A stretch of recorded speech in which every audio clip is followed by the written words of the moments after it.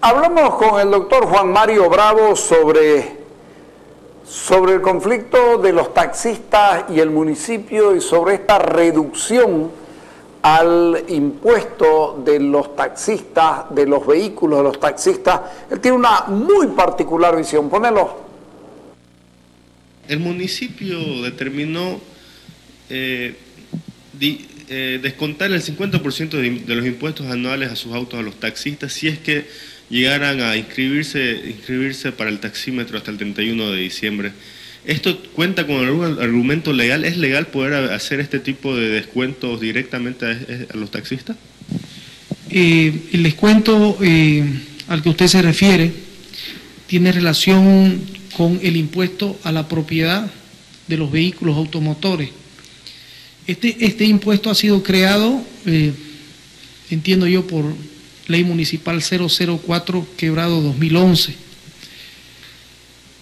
Lo que tenemos que distinguir es la esencia del impuesto a la propiedad de los vehículos automotores, es decir, qué es lo que grava este impuesto.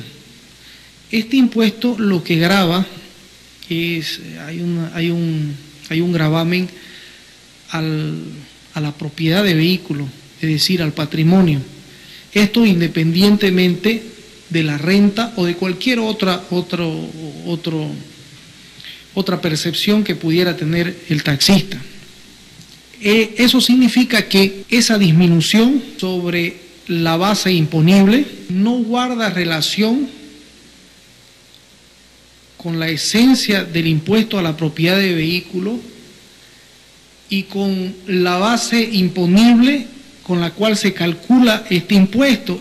Este impuesto se calcula sobre la base del valor en aduana. Entonces, si el vehículo automotor, como consecuencia de la implementación del taxímetro, no ha sufrido una depreciación, más al contrario, podemos decir que más vale un taxi con taxímetro que uno sin taxímetro, ¿no? Es decir, no ha sufrido una depreciación en el valor del vehículo. Por lo tanto, esa disminución no está justificada debidamente en relación de causalidad con lo que significa el impuesto a la propiedad de vehículos automotores. Es más, la norma autonómica 004 podría ser demandada así como está, sin la modificación que usted señala, podría ser demandada de inconstitucionalidad por omisión, porque cuando establece una distinción para el transporte público y le concede las ventajas de tener ya un 50% de descuento sobre el valor que le aplican a los demás, no hace una debida justificación. ¿Y eso qué significa? ¿Qué efecto tiene desde el punto de vista del agravio al Estado y del agravio a los demás?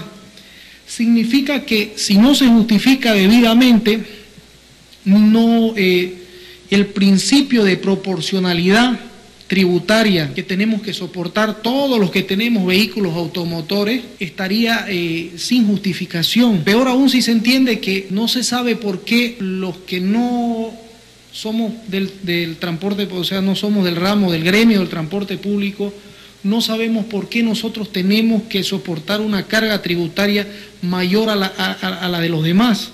Entonces, esto vulnera el principio de proporcionalidad en la imposición de los tributos.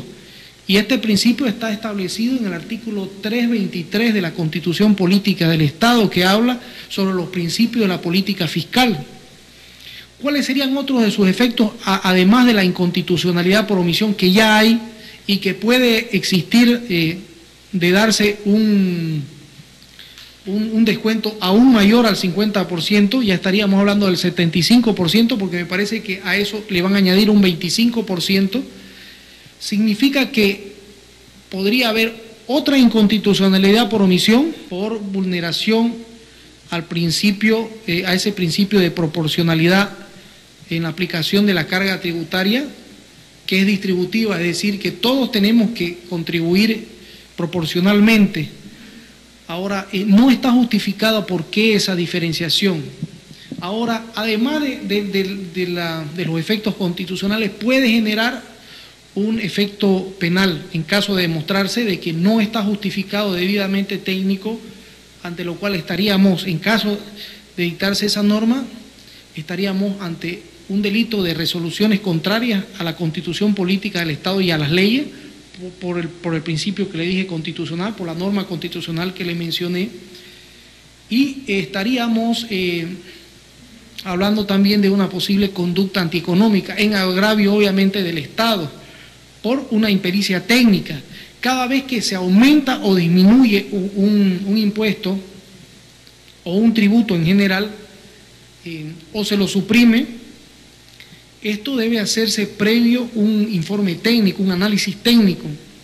No puede haber supresión, disminución o aumento sin la existencia de un documento técnico que justifique debidamente esa supresión, ese aumento, esa disminución.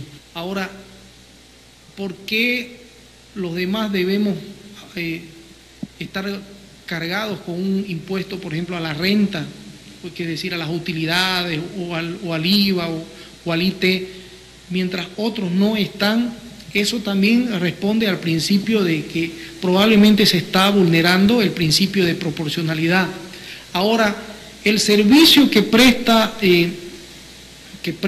el gobierno municipal a los automotores, por el uso precisamente más intenso que los demás, el uso de las calles, avenidas, eso debe estar contemplado o podría estar contemplado en otro tipo de tributos como ser tasas, por ejemplo, ¿no?